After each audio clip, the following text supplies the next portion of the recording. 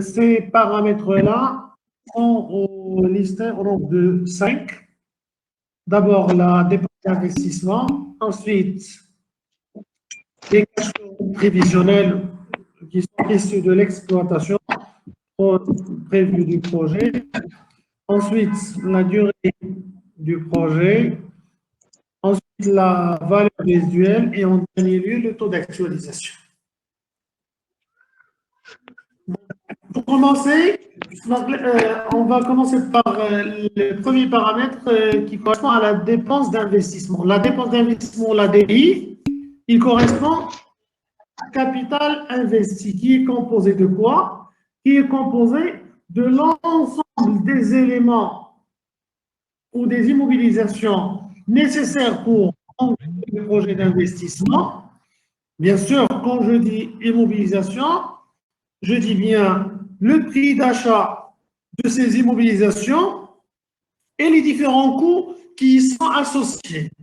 Donc, s'il y a des coûts en plus du prix d'achat, des coûts liés par exemple à l'importation, des frais de douane, des frais liés à la formation du personnel, à l'utilisation des équipements, des frais d'installation, des frais de mise en série. Donc, l'ensemble de ces aspects-là, c'est des éléments qui rentrent dans la dépense d'investissement.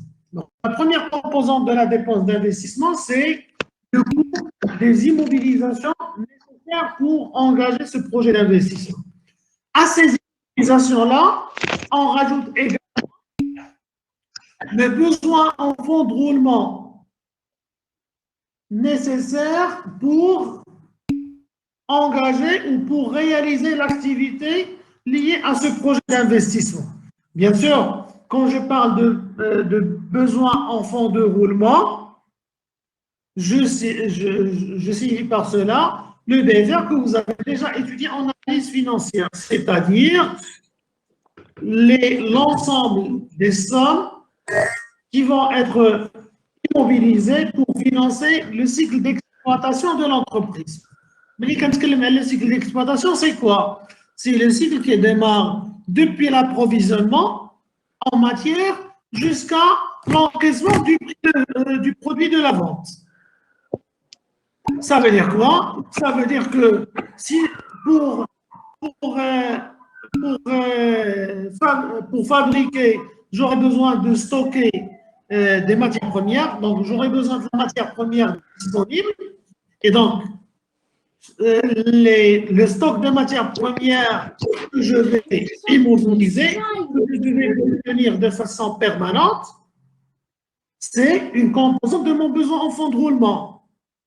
J'aurais besoin de constituer un stock minimum de produits finis pour ne pas avoir de pénurie de stock en cas de demande grandissante de mes clients et pour faire face également à des périodes d'interruption, je dirais, de la chaîne de production ou de panne de la chaîne de production. Là aussi, c'est une composante de mon besoin en fonds de roulement. Je vais vendre à crédit à mes clients et donc, c'est des emplois qui vont, je dirais que j'aurai besoin d'immobiliser. Donc, le délai client, le délai que je vais accorder à mes clients avant d'encaisser le produit de la vente, c'est également des sommes qui vont être immobilisées et que je dois couvrir, d'accord, par des ressources. Bien sûr, ces éléments-là vont être atténués par quoi? Ils vont être atténués ou minimisés par les délais ou par les crédits fournisseurs. Et donc, quand je vais acheter des matières, quand je vais acheter des prestations et je vais bénéficier de délais de paiement de la part de mes fournisseurs, ça, c'est des ressources qui vont venir diminuer mon besoin en fonds de roulement. D'accord?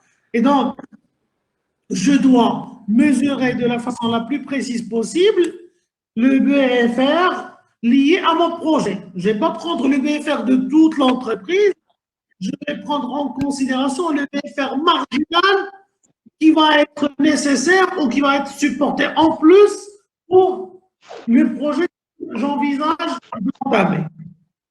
D'accord? Et donc, coût d'acquisition des immobilisations plus BFR lié au projet constitue le montant de la dépense d'investissement. Bien évidemment, il faut prendre en considération l'impact fiscal. Quand je dis impact fiscal, ça peut être un impact fiscal en matière d'IS, ça peut être un impact fiscal en matière de TVA ou autre impôt qui doit être pris en considération. D'accord? Je vais prendre par exemple la TVA. Certaines entreprises réalisent des activités dont une partie est soumise à la TVA et une autre partie n'est pas soumise à la TVA. Dans ce cas-là, on parle de ce qu'on appelle le prorata de TVA. Je pense que vous avez commencé votre cours de fiscalité. Est-ce que vous avez commencé votre fiscalité? Oui, monsieur. Oui, monsieur. Oui, monsieur. Quel est l'impôt avec lequel vous avez L'IS, monsieur. L'IS, monsieur. Vous avez commencé avec l'IS. OK. Donc, je vais ouvrir une parenthèse, mais voilà, ça ne remplace pas ce que vous allez voir dans votre cours de fiscalité. Alors, il y a certaines entreprises qui exercent des activités qui sont assujetties à la TVA et qui exercent des fois en parallèle des activités qui ne sont pas assujetties à la TVA. Et bien sûr, quand l'entreprise exerce une activité qui n'est pas assujettie à la TVA, elle n'a pas le droit à la récupération de la TVA. Donc, si je consomme TVA, mais je TVA récupérée, récupérable. Parce que pour pouvoir récupérer la TVA supportée sur les achats de marchandises, de matières, de prestations ou d'immobilisation, il faut satisfaire à certaines conditions. Parmi ces conditions, il faut que l'activité qui est exercée par l'entreprise soit génératrice de TVA. Maintenant, une compagnie d'assurance, d'accord, elle exerce une activité de couverture des risques à travers les primes d'assurance qu'elle vend. D'accord? Toute l'activité d'assurance n'est pas assujettie à la TVA. Et donc, les compagnies d'assurance n'ont pas le droit de récupérer la TVA sur leurs dépenses. Ça veut dire quoi? Ça veut dire que si maintenant des fournitures de bureau, qui sont 1000 dirhams hors taxe plus TVA de 200, ils ne comptabilisent pas 1000 en charge et 200 en TVA récupérable. Non, ils comptabilisent 1200 intégralement en charge. Pourquoi? Parce que ces entreprises-là n'ont pas la possibilité de récupérer la TVA parce que l'activité qu'il exerce ne génère pas de TVA et donc il n'a pas droit à récupération de la TVA. Qu'il y ait des entreprises qui réalisent des activités, une partie de leur activité est génératrice de TVA, une autre partie n'est pas génératrice de la TVA. Faites le hala, est-ce que nous voilà, vous allez pouvoir récupérer la TVA juste à hauteur de l'activité génératrice de TVA. Ou je dirais, le quantité qui doit être calculé, en fiscalité, le prorata de TVA. Donc, il est maintenant l'entreprise, il exerce une activité qui est assujettée à la TVA à hauteur de 70%, et une autre activité qui n'est pas assujettée à la TVA à hauteur de 30%, cette entreprise-là, elle n'a la possibilité de récupérer la TVA sur ses, qu'elle a supporté sur ses achats, 70%. Donc, avec le 70%, on se met au prorata de TVA.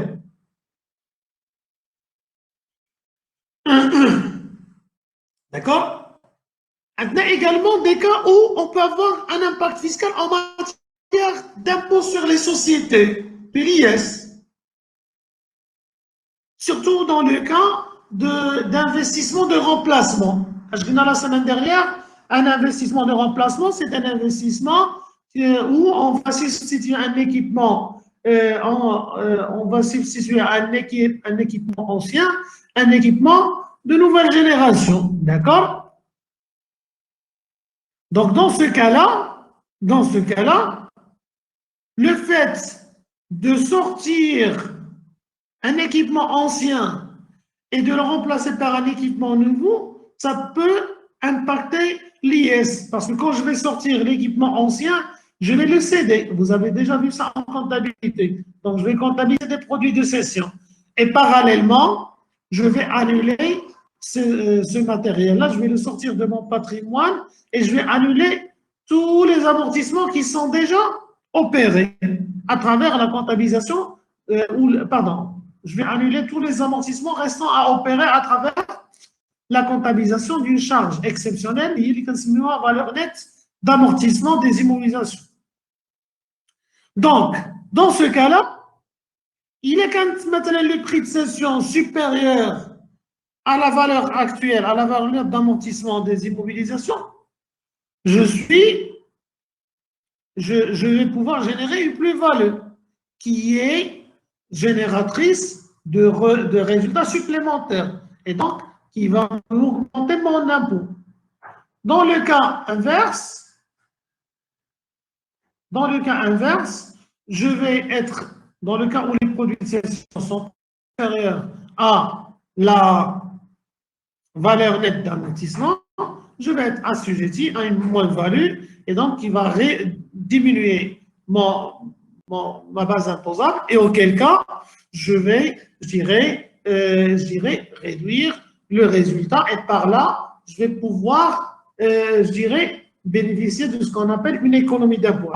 L'économie d'impôt, on va dans le détail plus tard. Donc, notez que en matière de dépenses d'investissement, on peut avoir un impact fiscal, que ce soit en matière de TVA ou en matière d'IS, dans le détail, dans les exercices qu'on sera amené à traiter ensemble. Alors, le deuxième point, c'est les cash flows. Donc, vous allez me donner juste une seconde, s'il vous plaît. Je vais juste vérifier de la connexion et je reviens. Restez.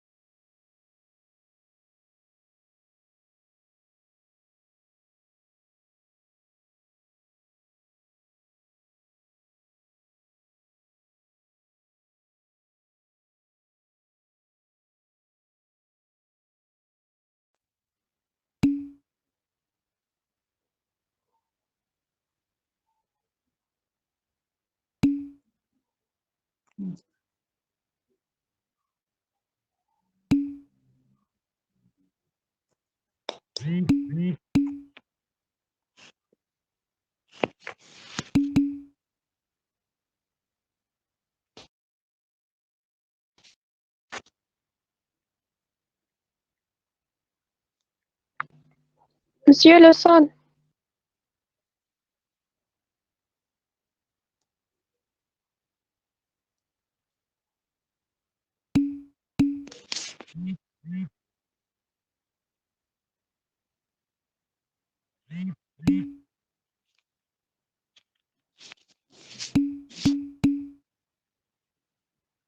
Il nous a informé qu'il va voir la connexion, s'il marche bien.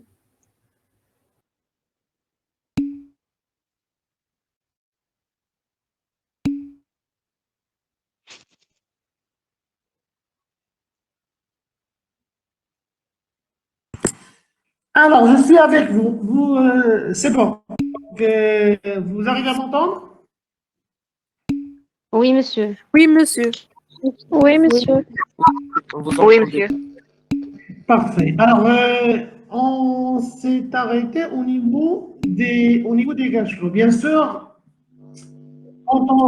là, en parlant de paramètres de la décision d'investissement, on est en train de voir les différentes composantes qui vont nous permettre ensuite de nous prononcer sur la rentabilité d'un projet d'investissement. Et donc, bien sûr, une fois on aura démarré l'exploitation de ce projet-là, l'investissement étant réalisé, on va commencer à, bien sûr, à générer des revenus.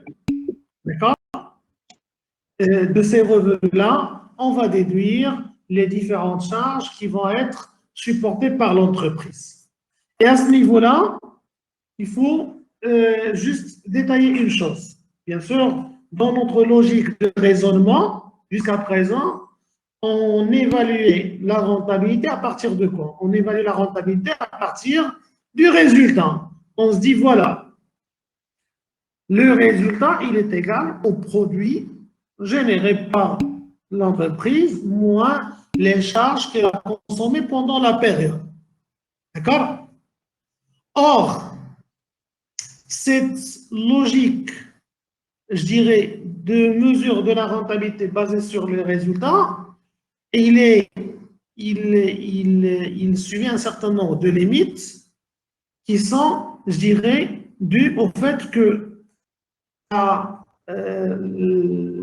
un projet, il va être étalé sur plusieurs années. Et donc, on va avoir, je dirais, du mal à comparer le résultat qui va être généré la première année avec celui qui va être généré la cinquième année, avec celui qui va être généré la dixième année si on est sur un projet sur 10 ans.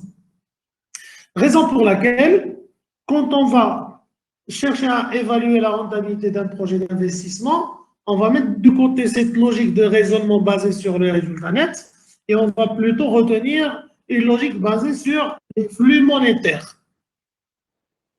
Quand je dis flux monétaires, je veux dire par là les flux de recettes nettes des flux de dépenses. D'accord? Et donc, ces flux monétaires, c'est ce qu'on appelle en anglais les cash flows, donc les cash flows d'exploitation qui vont être générés par le projet. C'est-à-dire, ces cash flows-là, ils correspondent à quoi? À la différence entre les recettes d'exploitation, donc tout ce qui est recettes liées à l'exploitation du projet, donc émanant de la vente des produits, de la vente des marchandises, de la vente des prestations pour lesquelles l'investissement a été réalisé, moins ou déduction faite de quoi? Des charges d'exploitation ou des dépenses d'exploitation relatives à ce projet-là. Bien sûr, quand je dis dépenses, je parle des charges que je vais décaisser, salaire que je vais payer, les achats de marchandises que je vais payer, les achats de prestations qui vont être payés. Et donc, remarquez que la logique en flux monétaire va me ramener à quoi? Me ramener à retrancher des recettes, essentiellement le chiffre d'affaires qui va être décaissé, duquel on va retrancher les différentes charges décaissables. D'accord? Moi, si je vais arrêter le partage ici, je vais ouvrir un fichier Excel. Alors, je vais partager avec vous l'écran pour que ça soit clair pour tout le monde.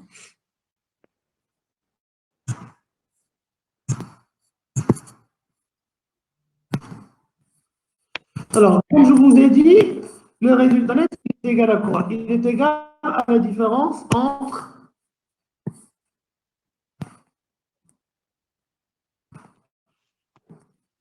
le résultat net, il est égal à la différence entre les produits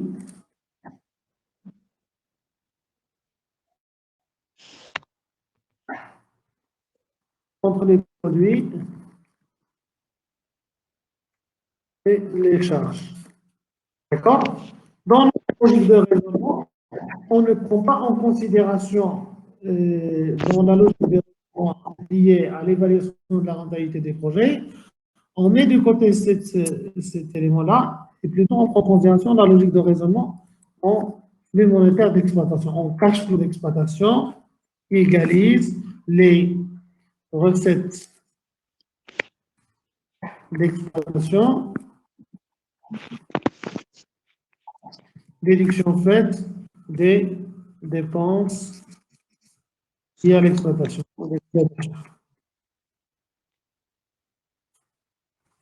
Donc, en quelque sorte, si je raisonne avec cette logique-là de cash flow, c'est comme si je suis en train de dire, voilà, donc mes recettes d'exploitation, ils correspondent à quoi? Bien sûr, ils correspondent uniquement aux produits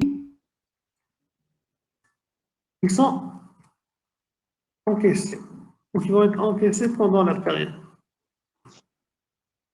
Déduction faite, des charges qui vont être.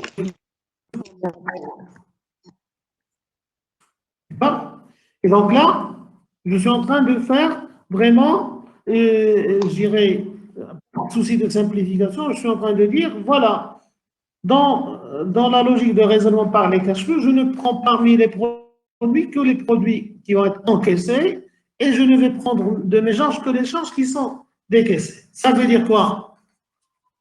Ça veut dire quoi? Ça veut dire, là, dans mon résultat net, j'ai des produits, dans ces produits-là, j'ai des produits encaissables et j'ai des produits non encaissables.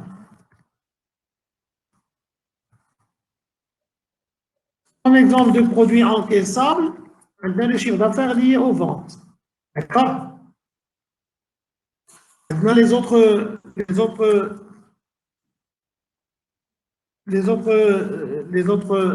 produits accessoires, maintenant des produits liés à la location, services, accessoires facturés, etc. Un exemple de produit non encaissable, c'est par exemple les reprises. Reprises maintenant de provision. Alors ça, bien sûr, quand je veux annuler une provision, derrière, ça ne génère pas d'encaissement. Et donc, je ne prends pas en considération les reprises comme étant des produits encaissables qui vont générer une entrée d'argent pour l'entreprise. De même,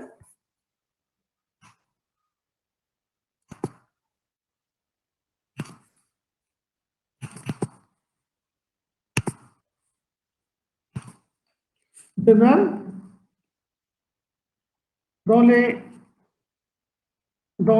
les charges, on a deux catégories de charges. On a les charges décaissables et les salaires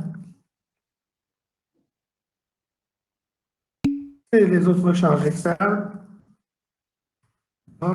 C'est les matières premières, etc.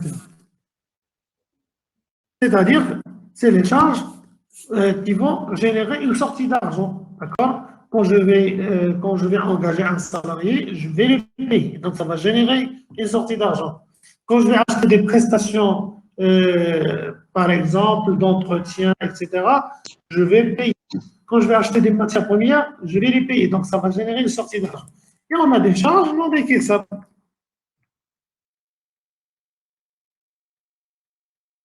Comme par exemple, les dotations aux amortissements. Comme également les dotations aux provisions.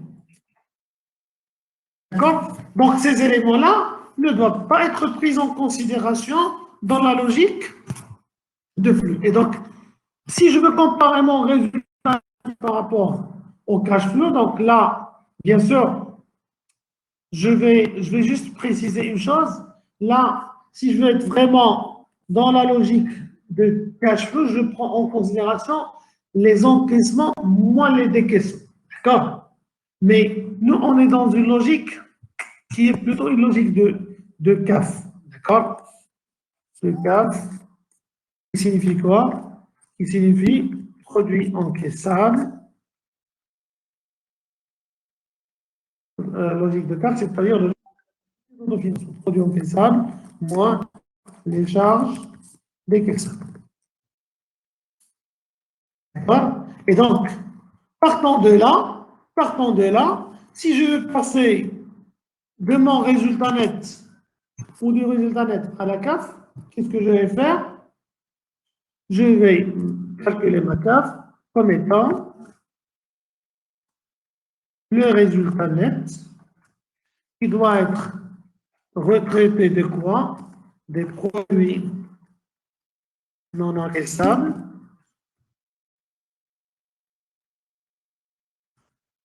et qui doit être augmenté des charges non décaissables. D'accord? Pour passer du résultat net à la CAF, je dois retrancher de mon résultat net tous les produits non encaissables et toutes les charges non décaissables. Donc finalement, en fin de compte, qu'est-ce que je laisse? Je laisse uniquement dans la CAF, je laisse uniquement les produits encaissables et les charges décaissables. D'accord?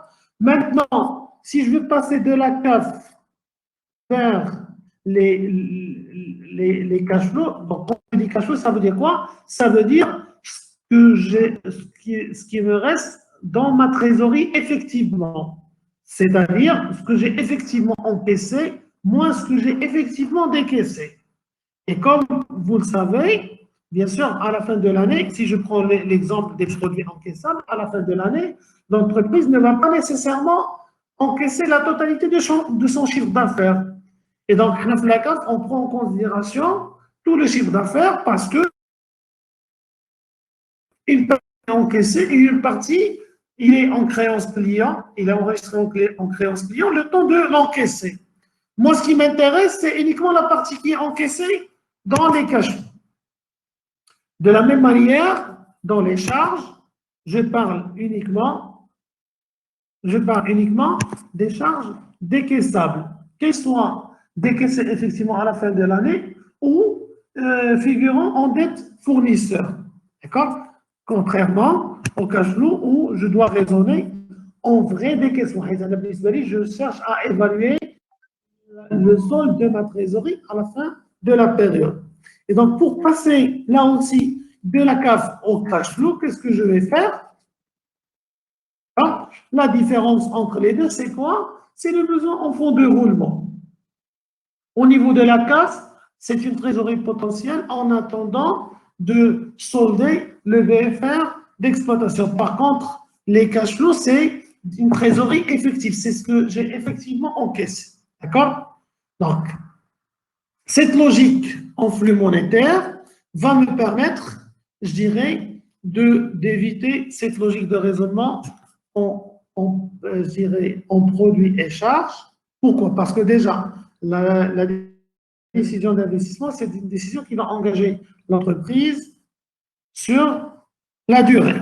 Et donc, ce qui fait que quand je vais prendre en considération des éléments sans impact monétaire, je vais biaiser mon raisonnement.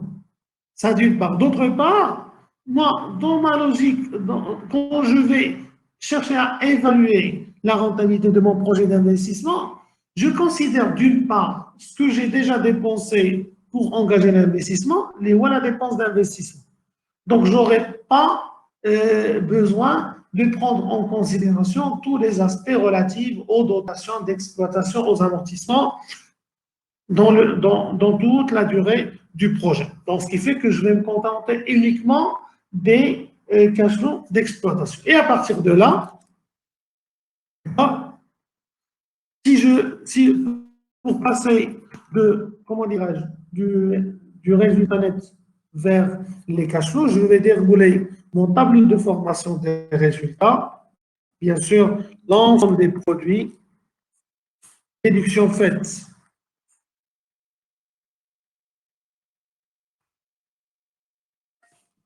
l'ensemble des produits, déduction faite de l'ensemble des charges,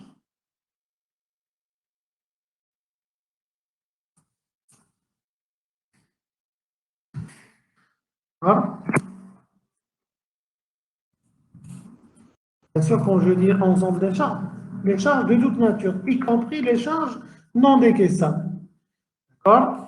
Jusqu'à partir de là, je vais pouvoir dégager mon résultat. Mon résultat avant impôt. Lequel résultat avant impôt va me permettre de calculer l'IS, d'accord? Et une fois j'aurai déterminé mon résultat net, à ce moment-là, je vais corriger mon résultat net, d'accord, de l'ensemble des éléments qui ne génèrent pas de flux de trésorerie. Et comme je vous ai dit, donc là, bien sûr, comme on est dans une logique prévisionnelle, donc là, si j'ai des produits non encaissables, je vais les éliminer. Si j'ai des charges non décaissables, je vais les rajouter ici. Je les élimine en les rajoutant. D'accord? Donc là, on va dire, voilà, plus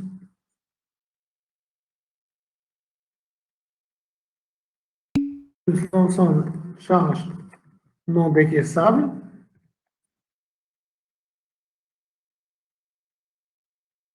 déduction faite de l'ensemble des produits non encaissables.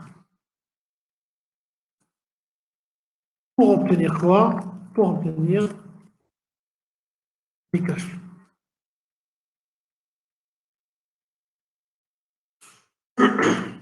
Donc là, bien sûr, c'est une manière simple de déterminer les cash flows sans raisonner produit encaissé moins charge décaissée directement. Donc, on va simplifier la démarche en calculant d'abord le résultat net. Donc, cette étape-là, c'est l'étape de la formation du résultat. Donc, on calcule le résultat net. D'accord? Et après avoir calculé le résultat net, à ce moment-là, on va neutraliser de notre résultat net l'ensemble des éléments qui ne génèrent pas de flux de trésorerie pour déterminer ou pour arriver au cash flow. La démarche, il est similaire à celle que vous avez étudiée en analyse financière pour déterminer la capacité de financement, la CAF, sauf que là, comme je vous ai dit, voilà, on va essayer de raisonner sur les vrais flux de trésorerie. Alors, cette logique de flux monétaire, on va la voir plus tard. Donc, elle est utile. Pourquoi? Parce que ça va nous permettre de comparer entre des flux monétaires de décaissement qu'on va supporter au départ, au moment de l'engagement de l'investissement, et des flux de recettes qu'on va générer tout au long de la durée de vie du projet. Et donc, il faut à ce moment-là être en mesure de confronter ces deux grandes composantes, dépenses d'investissement et recettes liées au projet. Et donc, pour pouvoir les confronter, on est obligé de raisonner en flux monétaire parce que par la suite, on va voir ensuite comment on peut rendre équivalents ces différents flux qui sont générés sur des périodes séparées dans le temps ou étalées dans le temps. Alors, ceci étant précisé, je vais revenir à la diapositive.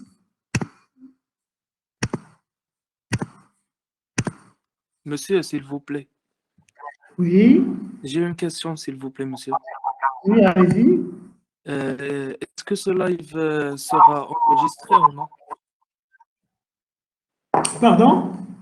Est-ce que le live sera enregistré ou non? J'enregistre, mais je vais voir est-ce que je vais le partager ou pas. L'essentiel, c'est que vous suiviez ce que je suis en train d'expliquer maintenant. Oui, monsieur, parce Alors, qu'il y a des gens qui ne sont pas au live. ايوا اللي ما دخلش بحال شي واحد اللي حنايا في لونفي اون بريزونسيال وما جاش شنو غادي نديروا ليه Non, non, monsieur, c'est pas ça. C'est pas ça, monsieur. Mais la capacité de Bébé Collab, c'est juste 250. يلا كان عندي un cours de fiscalité كانوا فيه plus que 300 personnes. Je sais pas, monsieur. Je m'excuse. On va essayer par la suite, s'il y a des questions, je pourrais les traiter avec vous et pour l'enregistrement, etc., on verra le moment venu. Merci, Alors, monsieur. alors, Notez que les cash flows sont générés de façon continue. Pourquoi? Parce que l'entreprise, elle exerce son activité tout au long de l'année. Et donc, les cash flows, ils sont générés au jour le jour. D'accord? Mais, par souci de simplification, on considère que ces cash flows sont générés à la fin de chaque exercice. Un projet qui va s'étaler sur 5 ans, on considère que les cash flows de la première année sont générés à la fin de la première année. Les cash flows de la deuxième année sont générés à la fin de la deuxième année. Et ainsi de suite. Je vous ai dit par souci de simplification. Donc ça, on prend en considération, je dirais, cette hypothèse qui stipule que les cash flows sont générés à la fin de chaque année. Ensuite, on a le troisième paramètre qui porte sur la durée de vie du projet. Alors, notez que la durée de vie du projet diffère selon la nature du projet. On a des projets qui peuvent maintenant, je dirais, s'étaler sur une durée maintenant de 5 ans à 7 ans. On a des projets qui peuvent aller jusqu'à 50 ans, 60 ans. D'accord? Donc, si je prends par exemple, maintenant, une cimenterie, une usine de ciment. Une usine de ciment, c'est une durée de vie de 50 ans, 60 ans. D'accord? Et donc, c'est pour ça, de l'autre côté, on va trouver maintenant des investissements dans des industries maintenant légères et tout, qui, dans la durée, maintenant, elle est à peine de 5 ans à 7 ans. Textile, par exemple, des industries qui ne sont pas très lourdes. Alors, ceci nous expose à un problème. Le problème de la pertinence des données qu'on va utiliser pour évaluer la rentabilité d'un projet d'investissement. Pourquoi? Parce que plus on va s'éloigner du temps zéro, de la date T0, c'est-à-dire de la date d'aujourd'hui, plus on va chercher à estimer des flux de dépenses, des flux de recettes dans 5 ans, dans 10 ans, dans 15 ans, dans 20 ans, plus on va s'éloigner, plus ça va devenir arbitraire, plus ça va devenir subjectif. Moins ça va être moins précis, plus on va s'éloigner de la date d'aujourd'hui. Pourquoi? Parce que vous avez vu maintenant, le cas maintenant de l'année dernière. Les entreprises avaient établi leur budget pour démarrer l'année, etc. Du jour au lendemain, Covid-19, voilà, le confinement a été décrété, un ensemble d'activités se sont arrêtées du jour au lendemain. D'accord? Donc, comme on évolue dans un environnement qui est incertain, ce n'est pas évident de pouvoir anticiper, de pouvoir se projeter sur des durées très longues. Raison pour laquelle, quand on va voir des projets dont la durée de vie est relativement longue, qu'est-ce qu'on va faire? On va scinder la durée de vie de projet en 2 périodes.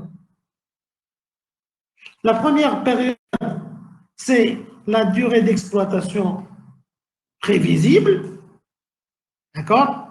Pendant cette période-là, je vais pouvoir estimer de façon précise mes projections. Maintenant, sur les 5 premières années, je pourrais être en mesure d'estimer mes projections de charges, de revenus, tenant compte d'une étude de marché, etc., etc. Mais au-delà de 5 ans, je n'ai pas de la visibilité, je ne peux pas estimer de façon précise mes projections. Qu'est-ce que je vais faire? Je vais éclater la durée de mon projet en 2 périodes. Les 5 premières années, c'est une durée d'exploitation prévisible, c'est-à-dire c'est la durée pendant laquelle je peux faire mes estimations de façon précise. Et au-delà de 5 ans, c'est horizon d'exploitation, où là, la durée d'exploitation, pendant laquelle l'exploitation va continuer, mais pour cette période-là, je ne peux pas estimer de façon précise mes prévisions, je dirais, de recettes, de revenus, de dépenses. Alors, pour la première durée, il y a la durée d'exploitation prévisible, là, quasiment également l'horizon d'exploitation prévisible. Pendant cette première durée, je vais chercher à estimer mes revenus, mes charges, et je vais les renseigner sur la durée. À la fin de l'horizon d'exploitation prévisible, qu'est-ce que je vais faire? Je vais remplacer toute la partie de l'exploitation qui va être générée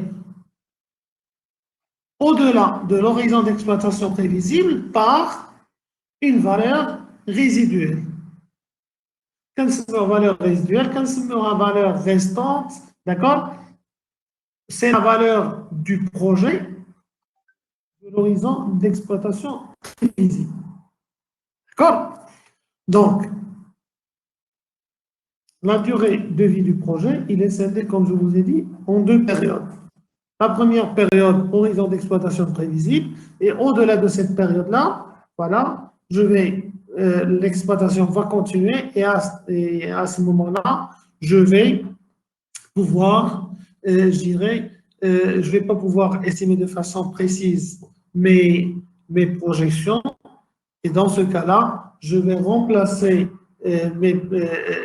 je dirais, ces projections-là que je ne vais pas pouvoir estimer par ce qu'on appelle une valeur résiduelle. D'accord? Donc là, la question qui se pose, comment on va déterminer, comment on va estimer cette valeur résiduelle? D'accord? Alors, on a différentes possibilités. Donc, soit à travers, je dirais, la valeur comptable nette, d'accord? C'est-à-dire, je vais voir quelle est la valeur nette d'amortissement de mes immobilisations à la fin de l'horizon d'exploitation prévisible et je vais dire, voilà, c'est cette valeur nette d'amortissement que je vais retenir comme valeur résiduelle, mais des fois, cette valeur comptable, elle est, je dirais, en écart large par rapport à la valeur de marché. Des fois, quand il y a possibilité de le faire, je vais retenir la valeur de marché. Il y a la valeur vénale, nette d'impôt. La valeur de marché, c'est-à-dire, je vais projeter à la fin de l'horizon d'exploitation prévisible, maintenant si c'est 5 ans, dans 5 ans, à combien je vais pouvoir vendre ce matériel-là. Je l'achète aujourd'hui, par exemple, à 2 millions de dirhams, je vais l'exploiter pendant 5 ans, à combien je vais être en mesure de le vendre au bout de 5 ans. Bien sûr, pour certains marchés, pour certains biens, on a des argus, on a un marché de l'occasion qui nous permet d'estimer d'une façon plus ou moins précise la valeur d'occasion. Maintenant, le marché des voitures, le marché des camions. Maintenant, une voiture qui a une ancienneté de 5 ans, voilà, à combien elle peut être vendue avec bien sûr une fourchette de prix haute et une fourchette basse.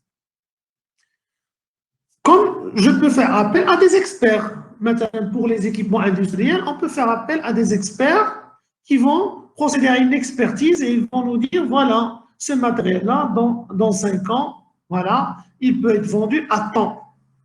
C'est une estimation. Et sur la base de cette expertise-là, je vais prendre en considération cette valeur de marché potentiel comme étant la valeur résiduelle de mon projet. Ou carrément, des fois, on va se dire, voilà, à partir au-delà de 5 ans, on va supposer que, par exemple, les cash flows qui vont être générés au-delà de l'horizon d'exploitation prévisionnelle vont être, par exemple, stables. Et donc, je vais considérer que tout ce qui va être généré au-delà de l'horizon d'exploitation prévisible, ça va être des cash flows qui sont stables jusqu'à la fin de la durée de vie du projet, par référence à des normes sectorielles, voilà, par rapport au métier, par rapport à l'activité que l'entreprise exerce. Donc, ces éléments-là, relatifs à la valeur résiduelle, sont très importants et bien sûr, on va prendre des exemples chiffrés pour les détailler davantage. À noter que la valeur résiduelle d'un projet, elle contient et la valeur résiduelle des équipements, d'accord, de toute la partie dépenses d'investissement, plus la récupération du BFR lié au projet à la fin du projet. Rappelez-vous, au niveau de la dépense d'investissement, on a pris en considération le besoin en fonds de roulement lié au projet. Ce besoin en fonds de roulement lié au projet qui va être investi au démarrage, j'aurai la possibilité de le récupérer à la fin. Pourquoi? Parce que j'ai investi des ressources pour couvrir mon BFR qui correspond à quoi? Qui correspond à du stock. Restez avec moi, s'il vous plaît.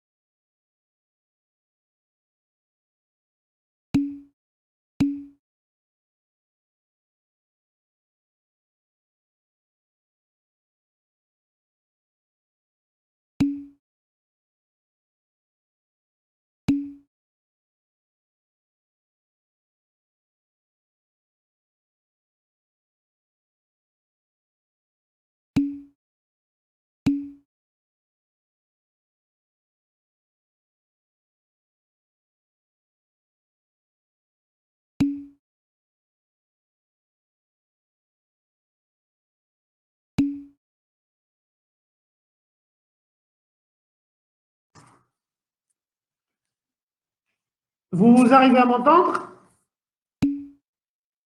Oui, parfait. Alors, Oui, monsieur. alors je disais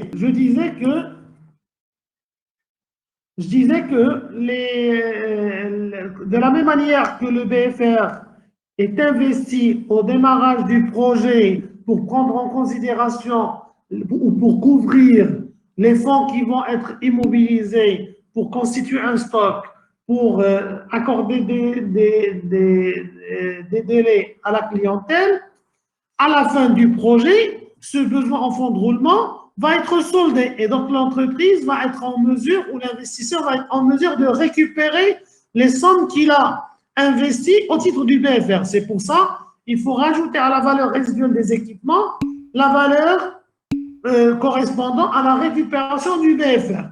Et là, à la fin du projet, qu'est-ce qu'on va faire? On va rembourser nos fournisseurs, on va solder les créances clients et on va déstocker. Donc, le BFR ne va plus avoir lieu. Et donc, toutes les sommes constituées initialement pour couvrir le besoin en fonds de roulement vont être récupérées, vont être recouvrées par l'entreprise et ils doivent être pris en considération comme un encaissement qui va se rajouter à la valeur résiduelle à la fin du projet. Bien sûr, des fois, on peut avoir des projets pour lesquels le BFR ne va pas être récupéré intégralement. Par exemple, dans le cas où l'entreprise commercialise des produits qui sont périssables. Et donc, on va tenir compte, par exemple, d'un pourcentage de perte sur stock. Ou on va tenir compte d'un pourcentage de perte sur créances clients qui vont s'avérer en fin de compte irrécouvrables. Et dans ce cas-là, qu'est-ce qu'on va nous dire? On va nous dire, voilà, attention, le BFR ne va pas être récupéré intégralement, il va être récupéré autour de 80%. Donc, si j'ai investi au départ 1 million de dirhams, je ne vais pouvoir récupérer que 80% de ces 1 million de dirhams. Donc, je vais prendre en considération 800 000 uniquement comme récupération du BFR, comme encaissement à la fin du projet. Donc, on a, en plus de la valeur résiduelle, on a la troisième, pardon, donc là, on a traité la dépense d'investissement, les cash flows, la durée du projet, la valeur résiduelle.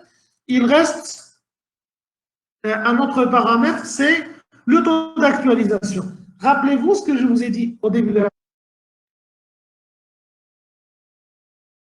Vous avez une question? Alors, rappelez-vous ce qui a été dit au début de la séance. Le raisonnement en flux monétaire, c'est un raisonnement qui va nous faciliter la tâche en matière d'évaluation de la rentabilité des projets d'investissement. Pourquoi? Parce qu'il va nous permettre de confronter des flux de trésorerie qui sont générés à des périodes différentes. Je vais investir au début une somme d'argent, d'accord? C'est un décaissement. Puis ensuite, à la fin de la première année, je vais générer une recette nette. À la fin de la deuxième année, je vais générer une recette également jusqu'à la fin du projet. Donc, je dois confronter ces différents flux de trésorerie sur une base, je dirais, équitable et équivalente. Donc, le moyen pour rendre équivalent des flux qui vont être générés sur des périodes différentes, c'est le taux d'actualisation.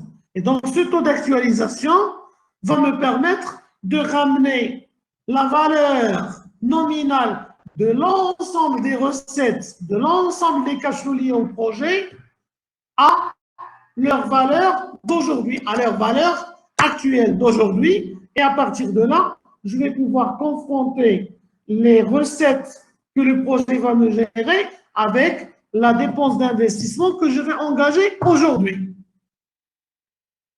Alors que si je raisonne en résultat, d'accord, je vais avoir des éléments monétaires, des éléments non monétaires, je ne pourrai pas, je dirais, faire cette équivalence de façon simple et aisée. Bien sûr, on va mobiliser les techniques que vous avez déjà vues en matière de calcul financier et de mathématiques financières, notamment, d'accord, la démarche de calcul de la valeur actuelle, d'accord, pour différents paiements, d'accord. On va mobiliser également la formule de l'annuité, d'accord, pour estimer je dirais, la valeur actuelle d'une série de flux, d'accord, qui sont identiques dans le temps. Et donc, tous ces aspects-là, on va, je dirais, les expérimenter, on va les illustrer dans le cadre des exercices qu'on va travailler ensemble. Donc, essayez, s'il vous plaît, de réviser de façon, je dirais, détaillée ces paramètres-là. Je vais partager avec vous une planche d'exercices. Et la séance prochaine, Inch'Allah, on va essayer de les travailler de sorte à maîtriser les calculs qui ont trait à ces différents paramètres. Alors, si vous avez des questions, j'ouvre la parole pour que vous puissiez poser vos questions. Et puis par la suite, voilà, on se donne un rendez-vous pour la séance de vendredi. Allez-y.